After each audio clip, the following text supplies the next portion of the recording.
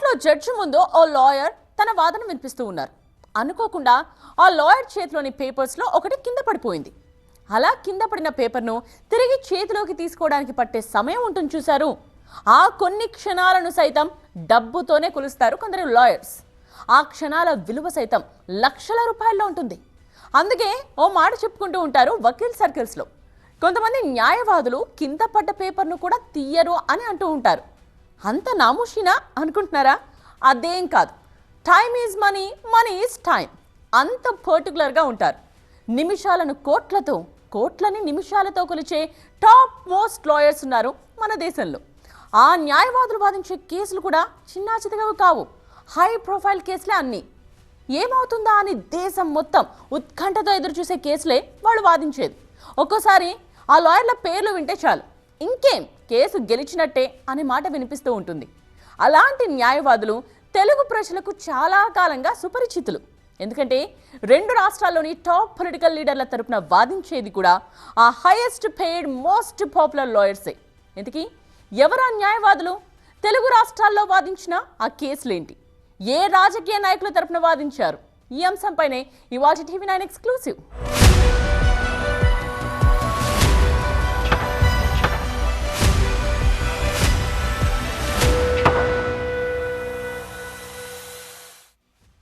కపిల్ సిబాల్, హరీష్ సాల్వే, గోపాల్ సుబ్రహ్మణ్యం, పరాశరన్, అభిషేక్ మను సింఘ్వి, కేకే వేణుగోపాల్, ముకుల్ రోహత్గి, ఆర్యమ సుందరం, KTS తులసి, సిద్ధార్థ్ లూథ్రా వీళ్ళంతా దేశంలోనే అత్యధిక ఫీజు తీసుకుని వాదించే న్యాయవాదులు.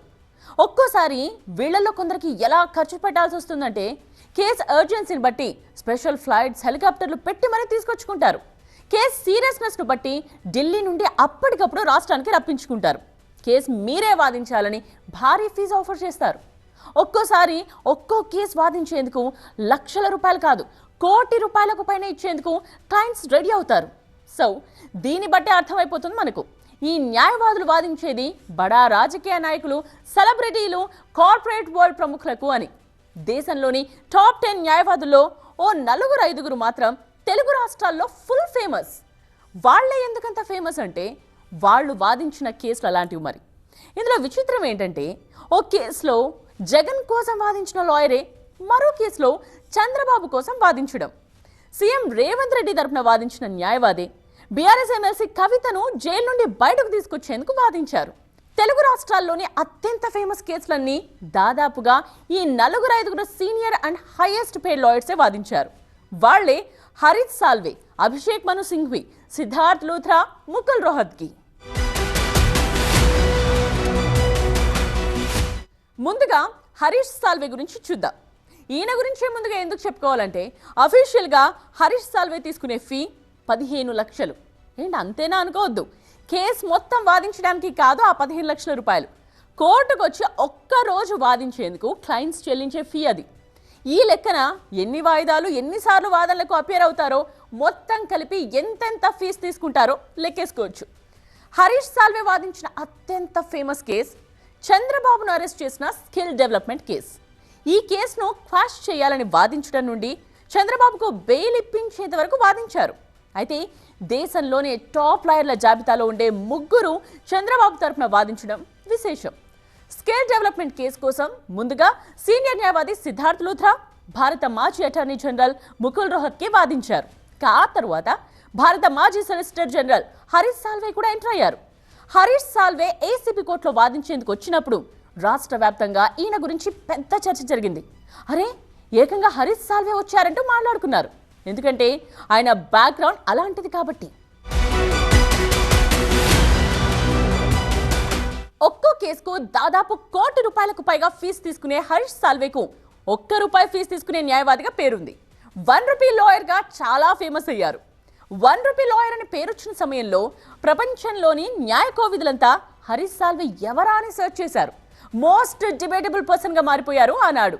ఏంటి, ₹1 ఫీజు తీసుకుంటున్నందుకు కాదు, ఆయన వాదించిన కేసు అలాంటిది.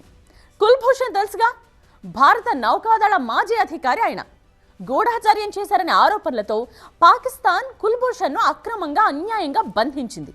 అంతటితో ఆగకుండా మరణశిక్ష పడేలా పాకిస్తాన్ ప్రభుత్వం కోర్టులో వాదించింది. దీంతో కుల్భూషణ్ను రక్షించేందుకు భారత ప్రభుత్వం రంగంలోకి దిగి అంతర్జాతీయ న్యాయస్థానాన్ని ఆశ్రయించింది. ఆ సమయంలో కుల్భూషణ్ను బయటకు తీసుకొచ్చే బాధ్యత తాను తీసుకుంటానంటూ ముందుకొచ్చారు హరీష్ సాల్వే. అందుకుగాను తనకు ₹1 ఫీజు చెల్లిస్తే చాలన్నారు. అలా అంతర్జాతీయ న్యాయస్థానంలో వాదించి పాకిస్తాన్ కుట్రలను అక్కడి న్యాయమూర్తులకు అర్థమయ్యేలా వివరించారు.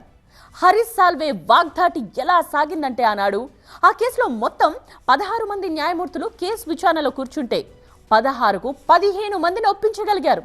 అలా కుల్భూషణ్ను సగర్వంగా బయటకు తీసుకొచ్చారు. ఆ ఒక్క కేసుతో హరీష్ సాల్వే పేరు మారుమోగిపోయింది.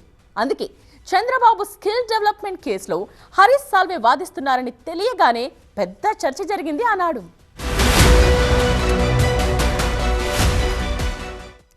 ఇక్కడ ఇంకో విచిత్రం గురించి కూడా చెప్పుకోవాలి. ఇదే హరీష్ సాల్వే ఒకనాడు వైసీపీ అధినేత వైఎస్ జగన్ తరపున కూడా వాదించారు. ఆ తరువాత అమరావతిలో భూకుంభకోణం జరిగిందంటూ కేసులు కూడా నమోదయ్యాయి. ఆ కేసుల తరపున జగన్ ప్రభుత్వానికి అనుకూలంగా హరీష్ సాల్వే కూడా వాదించారు. ఒక హరీష్ సాల్వేనే కాదు, చంద్రబాబు కేసులను టేకప్ చేసిన top most lawyer Mukul Rohatgi కూడా వైఎస్ జగన్ తరపున వాదనలు వినిపించారు. అంటే హరీష్ సాల్వేతో పాటు ముకుల్ రోహత్కి ఇటు చంద్రబాబు కోసం అటు వైఎస్ జగన్ కోసం వాదించారు. ఇక తెలుగు రాష్ట్రాల్లో చాలా సుదీర్ఘంగా కొనసాగిన కేసు మార్గదర్శి చిట్ ఫండ్.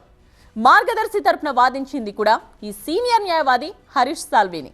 కేవలం ఆయన ఒక్కరే కాదు, మార్గదర్శి కేసు తరపున సీనియర్ న్యాయవాదులు అభిషేక్ మను సింఘ్వి, సిద్ధార్థ్ లూథ్రా కూడా వాదించారు. అంతేకాదు, కృష్ణా గోదావరి బేసిన్ గ్యాస్ వివాదానికి సంబంధించిన కేసులో కూడా హరీష్ సాల్వే వాదించారు. వీటితో పాటు 2016-2017లో నమోదైన రాస్ అల్ ఖైమా ఇన్వెస్ట్మెంట్ అథారిటీ కేసులో ఆంధ్రప్రదేశ్ ప్రభుత్వం తరపున హరీష్ సాల్వే వాదనలు వినిపించారు. ఇక 2006లో నమోదైన oil and natural gas corporation ONGC versus Andhra Pradesh కేసులో ఓఎన్జీసీ తరపున హరీష్ సాల్వే వాదనలు వినిపించారు.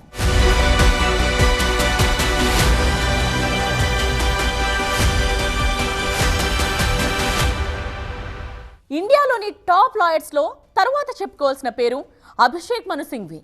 ఈయన ఒక్కో అపియరెన్స్కు అంటే ఒక్కసారి కోర్టుకు వచ్చి వెళ్ళినందుకు తీసుకునే ఫీజు కేసును బట్టి 6 లక్షల నుండి 11 లక్షల రూపాయలు. అభిషేక్ మను సింఘ్వి వాదించిన పాపులర్ కేసుల్లో తెలుగు రాష్ట్రాలకు సంబంధించి ముందుగా చెప్పుకోవాల్సింది అమరావతి రాజధాని కేసు. అప్పటి ప్రభుత్వం తరపున సుప్రీంకోర్టులో గట్టిగా వాదించారు. అమరావతిలో R5 జోన్లో ఇళ్ల నిర్మాణంపై ఏపీ హైకోర్టు అప్పట్లో స్టే ఇస్తే దాన్ని సవాల్ చేస్తూ సుప్రీంకోర్టుకు వెళ్ళింది గత ప్రభుత్వం. ఈ కేసులో భాగంగా సుప్రీంలో వాదనలు వినిపించడానికి అభిషేక్ మను సింఘ్విని నియమించుకుంది గత జగన్ ప్రభుత్వం. ఆంధ్రప్రదేశ్ విభజన, అమరావతి ఈ 2 అంశాలను ముడిపెడుతూ కేసును విచారించొద్దు అంటూ సుప్రీంకోర్టులో వాదించారు అభిషేక్ మను సింఘ్వి. అమరావతి కేసులో రైతుల తరపున, విభజన కేసులో రాష్ట్ర ప్రభుత్వం తరపున వాదించారు. అభిషేక్ మను సింఘ్వికి కాంగ్రెస్ పార్టీ రాజ్యసభ టికెట్ ఇచ్చింది. తెలంగాణ నుండి ఆయన్ను పార్లమెంట్కు పంపించింది. ఇందుకు సీఎం రేవంత్ రెడ్డి చెప్పిన కారణం ఉమ్మడి ఆంధ్రప్రదేశ్ పునర్విభజన చట్టం అమల్లో ఎన్నో రాజ్యాంగ న్యాయపరమైన చిక్కులు, అవాంతరాలు ఉన్నాయి కాబట్టి పునర్విభజన చట్టంలోని అంశాలను ఇటు పార్లమెంట్లోనూ అటు సుప్రీంకోర్టులోనూ బలంగా వినిపించాలి కాబట్టి అభిషేక్ మను సింఘ్విని తెలంగాణ నుండి రాజ్యసభకు పంపాలని అధిష్టానాన్ని కోరామన్నారు సీఎం. తెలంగాణ ప్రభుత్వం తరపున రాష్ట్ర పునర్విభజన కేసులను అభిషేక్ మను సింఘ్వి వాదించారు కూడా. ఇక్కడే మరో విచిత్రం కూడా చెప్పుకోవాలి. అభిషేక్ మను సింఘ్వి ఇప్పుడు కాంగ్రెస్ మనిషి, కానీ ఇదే సింఘ్వి మాజీ ముఖ్యమంత్రి కేసీఆర్ తరపున వాదించారు. అఫ్కోర్స్ ఇది జరిగింది ఎంపీ టికెట్ ఇవ్వకముందు అనుకోండి. ఢిల్లీ లిక్కర్ కేసులో కేసీఆర్ కూతురు అరెస్ట్ అయినప్పుడు ఎన్ఫోర్స్మెంట్ డైరెక్టరేట్ను గట్టిగా విమర్శిస్తూ కోర్టులో వాదించారు. ఆమెకు బెయిల్ ఇప్పించడం కోసం వాదనలు వినిపించారు. మద్యం కుంభకోణంలో కేసీఆర్ కూతురుకు వ్యతిరేకంగా ఒక్కటంటే ఒక్క సాక్ష్యం కూడా ఈడీ వద్ద లేదని వాదించింది అభిషేక్ మను సింఘ్వినే. కేవలం అప్రూవర్ ఇచ్చిన వాంగ్మూలాల ఆధారంగా ఆమెను కేసులో ఇరికించి అరెస్ట్ చేశారన్నారు. సో ఒకవైపు కాంగ్రెస్ పార్టీ తరపున ఎన్నో కేసులను వాదిస్తూనే రాజకీయంగా కాంగ్రెస్ కు వైరం ఉన్న మరో పార్టీకి కూడా వాదించారు. అందుకే బండి సంజయ్ లాంటి వాళ్ళు అప్పట్లో కొన్ని విమర్శలు చేశారు. కేసీఆర్ కూతురు తరపున కోర్టులో పోరాడిందెవరో, అలా పోరాడిన వ్యక్తికి ఎవరు ఎంపీ టికెట్ ఇచ్చారో ప్రజలు గమనించాలని కొన్ని విమర్శలు చేశారు. ఇవే కాదు, 2024లో తెలంగాణ భవన్ వద్ద ఘర్షణలు జరిగాయి. కాంగ్రెస్ నేతలు తెలంగాణ భవన్ వద్దకు వచ్చి దిష్టిబొమ్మను దగ్ధం చేయడానికి ప్రయత్నించారు. దీన్ని అడ్డుకున్న బీఆర్ఎస్ కార్యకర్తలపై పోలీసులు కేసులు నమోదు చేశారు. అప్పుడు కాంగ్రెస్ తరపున వాదించారు అభిషేక్ మను సింఘ్వి. అంతకంటే ముందు 2023లో కాంగ్రెస్ పార్టీ ఎన్నికల్లో గెలిచిన సందర్భంలో కొన్ని కేసులు నమోదయ్యాయి. మాజీ సీఎం కేసీఆర్ అన్న కొడుకు కన్నారావుతో పాటు మరో 38 మంది బీఆర్ఎస్ నేతలపై పోలీసులు కేసులు నమోదు చేశారు. అప్పుడు కూడా కాంగ్రెస్ పార్టీ తరపున ఈయనే వాదించారు. ఈ దేశంలో టాప్ లాయర్స్ లో ఒకరు ముకుల్ రోహత్గి. ఈయన సుప్రీంకోర్టు సీనియర్ న్యాయవాది, భారత మాజీ అటార్నీ జనరల్ కూడా. ఆంధ్రప్రదేశ్, తెలంగాణలో ఎన్నో ప్రముఖ కేసుల్లో వాదనలు వినిపించినందున ముకుల్ రోహత్గి పేరు తెలుగు వారికి సుపరిచితమే. 2011లో central bureau of investigation Jagan పై క్విడ్ ప్రోకో కేసు నమోదు చేసింది. ఆ కేసులో రామ్ జెఠ్మలానీతో పాటు ముకుల్ రోహత్గి కూడా సుప్రీంకోర్టులో జగన్ తరపున వాదించారు. ఆ తరువాత ఇదే క్విడ్ ప్రోకో కేసులో బెయిల్ ఇప్పించేందుకు గాను 2013లో వైఎస్ జగన్ తరపున వకాల్తా పుచ్చుకున్నారు. అంతేకాదు 2021లో గత జగన్ ప్రభుత్వం 3 రాజధానులను ప్రతిపాదించి ఓ చట్టం కూడా తీసుకొచ్చింది. దానిపై కోర్టులో కేసులు వేశారు. ఆ సమయంలో గత ప్రభుత్వ చర్యను సమర్థించుకోవడానికి అప్పటి జగన్ ప్రభుత్వం ముకుల్ రోహత్గిని నియమించుకుంది. ఇక చంద్రబాబుపై నమోదైన స్కిల్ స్కామ్ కేసులో రాష్ట్ర ప్రభుత్వం తరపున సుప్రీంకోర్టులో వాదించారు ముకుల్ రోహత్గి. ఈ కేసులో రాజకీయ ప్రతీకార భావం లేదంటూ వాదనలు వినిపించారు. రోహత్గి వాదించిన మరో ప్రముఖ కేసు అమరావతి రాజధాని మార్పు. 3 రాజధానుల నిర్ణయాన్ని కోర్టులో సమర్థించుకునేందుకు ముకుల్ రోహత్గిని నియమించుకుంది గత జగన్ ప్రభుత్వం. కోర్టులో వాదించేందుకు గాను గత ప్రభుత్వం 5 కోట్ల రూపాయలు ఫీజుగా కేటాయించిందని అప్పట్లో వార్తలొచ్చాయి. బీఆర్ఎస్ ఎమ్మెల్యేల పార్టీ ఫిరాయింపు కేసు ప్రస్తుతం సుప్రీంకోర్టులో నడుస్తోంది. ఈ కేసులో తెలంగాణ అసెంబ్లీ సెక్రటరీ తరపున సుప్రీంకోర్టులో వాదిస్తున్నది ముకుల్ రోహత్గిని. ఢిల్లీ మద్యం కేసులో ఎమ్మెల్సీ కవితకు బెయిల్ వచ్చినప్పుడు సీఎం రేవంత్ రెడ్డి కొన్ని సీరియస్ కామెంట్స్ చేశారు. గుర్తుందా? కవితకు బెయిల్ విషయంలో బీజేపీ, బీఆర్ఎస్ మధ్య ఒప్పందం కుదిరిందంటూ కామెంట్ చేశారు. ఆ వ్యాఖ్యలకు సుప్రీంకోర్టు తీవ్ర అభ్యంతరం వ్యక్తం చేసింది.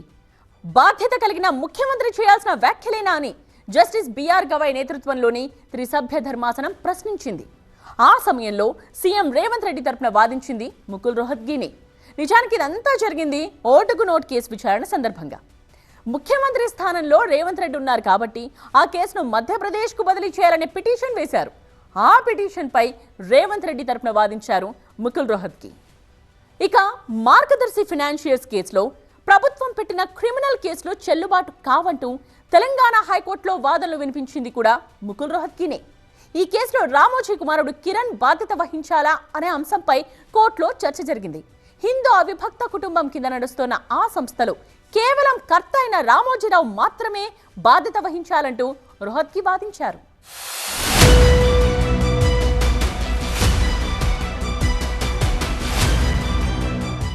Next top most lawyer Siddharth Luthra. 2015లో ఓటుకు నోటు కేసు నమోదైంది. సీఎం చంద్రబాబు పేరు కూడా వినిపించిన ఆ కేసులో చంద్రబాబు తరపున వాదనలు వినిపించింది సిద్ధార్థ్ లూథ్రాని. ఆ కేసులో చంద్రబాబు ప్రమేయాన్ని సైతం దర్యాప్తు చేయాలనే ఏసీబీ కోర్టు ఆదేశాన్ని తెలంగాణ హైకోర్టు కొట్టేసింది. మరోవైపు చంద్రబాబు పై నమోదైన స్కిల్ డెవలప్మెంట్ స్కామ్ కేసులోనూ చంద్రబాబు తరపున వాదనలు వినిపించారు సిద్ధార్థ్ లూథ్రా. చంద్రబాబుకు మంజూరైన బెయిల్ పై అప్పటి ప్రభుత్వం 2024 ఫిబ్రవరి 26న పిటిషన్ వేసింది. ఆ పిటిషన్ పై చంద్రబాబు తరపున వాదించారు. అదే కాదు 2023లో చంద్రబాబుపై ఫైబర్ నెట్ కేసు కూడా పెట్టింది గత ప్రభుత్వం. ఆ కేసులో తదుపరి ఉత్తర్వులు వచ్చే వరకు చంద్రబాబును అరెస్ట్ చేయకూడదని ఏపీ పోలీసులకు ఆదేశాలు ఇచ్చింది. ఈ కేసులో వాదించింది కూడా సిద్ధార్థ్ లూథ్రానే.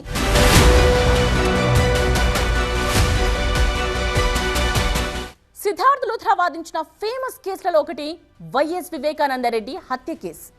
ఈ కేసులో డాక్టర్ సునీతారెడ్డి తరపున వాదనలు వినిపించారు సిద్ధార్థ్ లూథ్రా.